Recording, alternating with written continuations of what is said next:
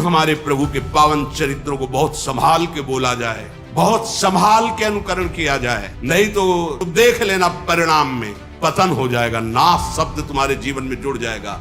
ये उपहास का विषय नहीं है भगवान श्री राम कृष्ण का पावन चरित्र, ये मनोरंजन का विषय नहीं है कि तुम जैसा चाहो वैसा बोल लो, नहीं, ऐसा नहीं है, ये नहीं है।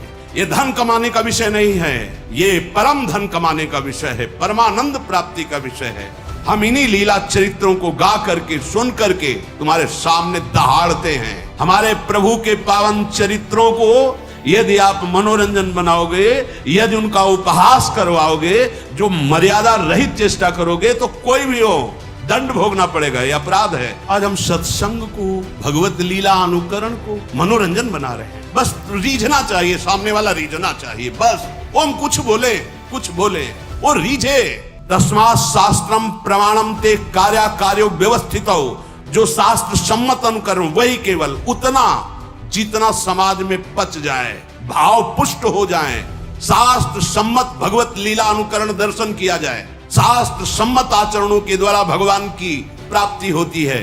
मनमानी लीलानुकरण या मनमानी बोलना या मनमानी आचरण करना, ये केवल नरक प्राप्ति का हेतु हो सकता है, भगवत प्राप्ति का हेतु नहीं हो सकता। जैसा मन आए वैसा संत का नाटक बना दो, जैसा मन आए वैसा भगवंत का नाटक बना दो, केवल मनोरंजन करना चाहिए बस। आप चाहे बोले चाहे लीलानुकरण करे, तस्मात् शास्त्र एक भी शब्द शास्त्र प्रतिकूल बोला तो ये मत समझना कि शास्त्र खिलवाड़ है या भगवान के चरित्र ऐसे ही गा दिए गए हैं।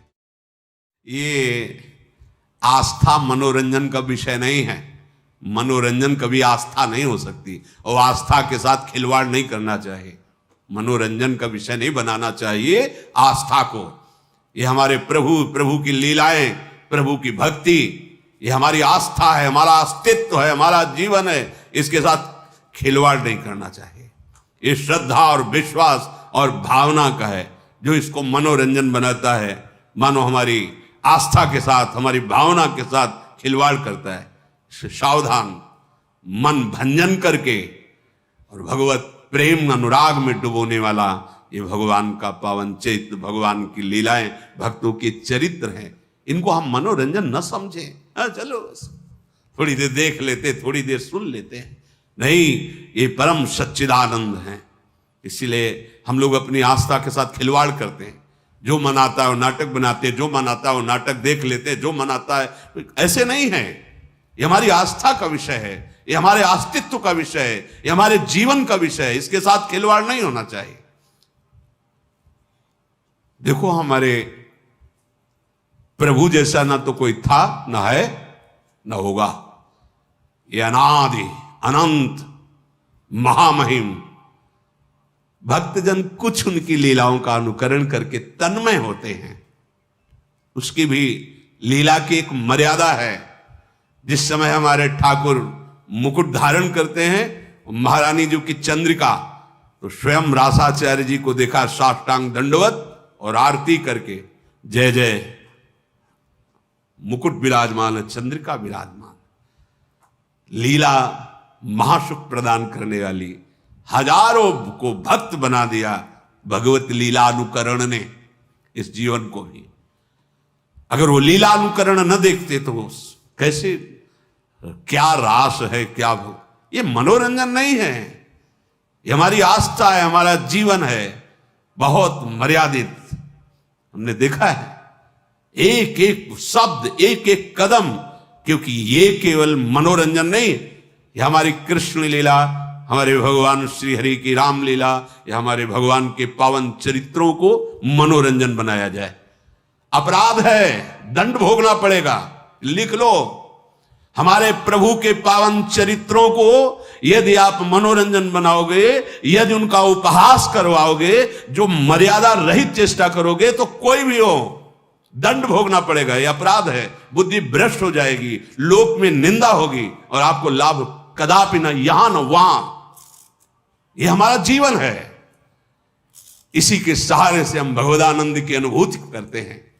देखो, गोपीजनों ने लीलानुकरण किया भगवान की, हमारे परम पूजनी ब्रजवासी जन भगवान की लीला का अनुकरण किए। लीलानुकरण भगवत प्राप्ति का एक सुदृढ़ भाव प्रकट करता है। हम भगवान के चरित्रों को सुन रहे हैं, या भगवान के लीला चरित्रों का अनुकरण देख रहे हैं, ये हमारी आस्था का विषय है, ये हमारे भगवदानंद की प्राप्ति कराने का सहयोग है।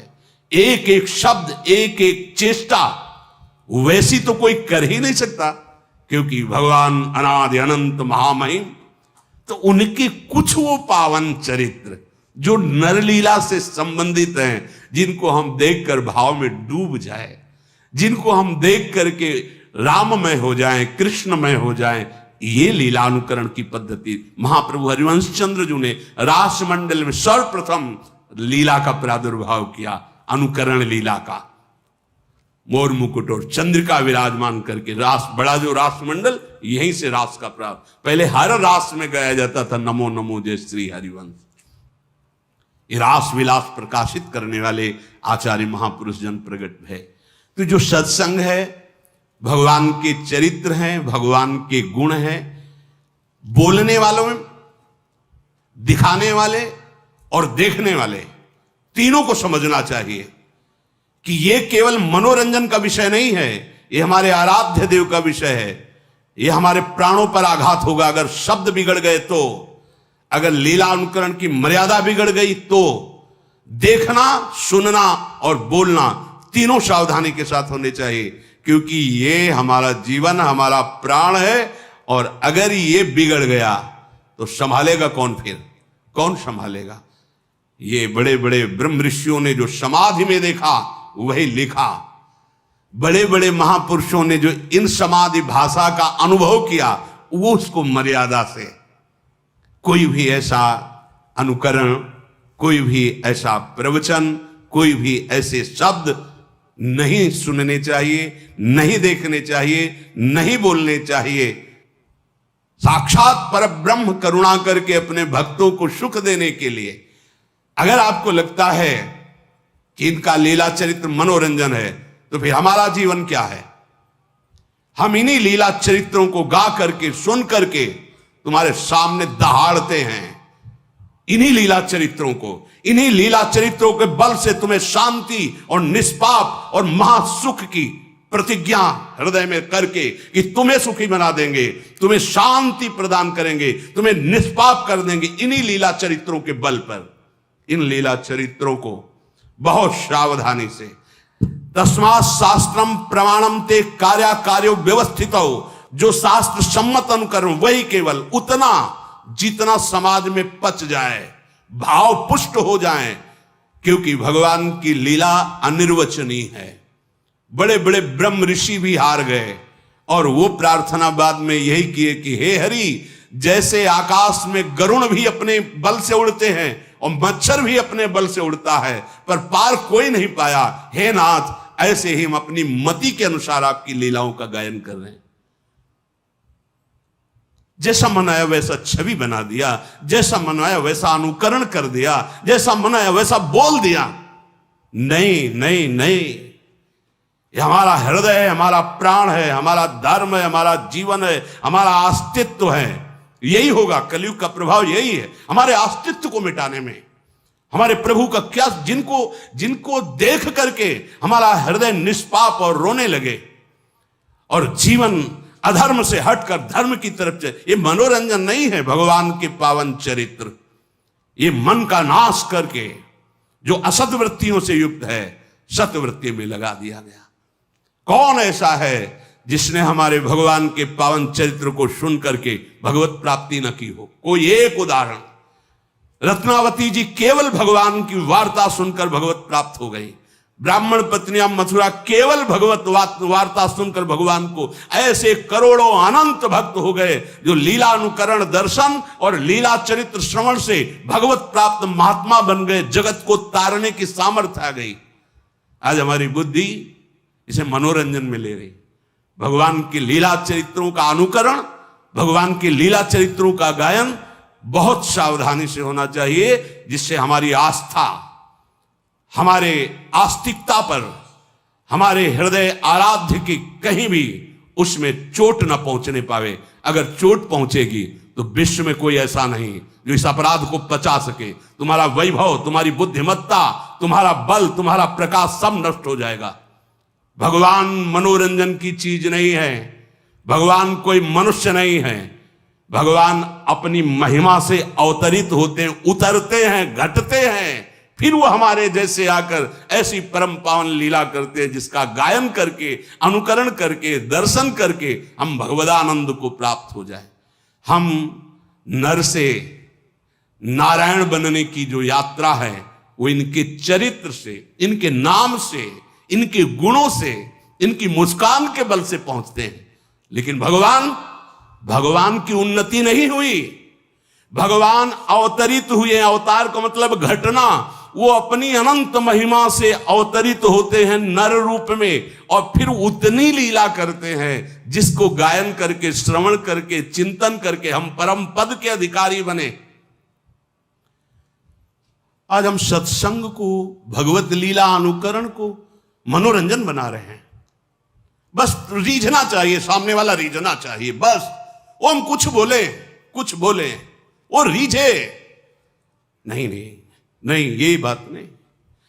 ये अगर ये बात रहेगी तो फिर हम भगवत प्राप्ति के मार्ग में बहुत बड़ा अपराध कर रहे हैं। चाहे हम उपदेश कर रहे हो, चाहे हम लीला अनुकरण कर रहे हो, कुछ भी, ये बहुत बड़ा अपराध हो जाएगा यदि हम अपने प्रभु की मर्यादा और महिमा को मनोरंजन में उतार देंगे। नहीं, ये तो सुरक्षित रखा जाए।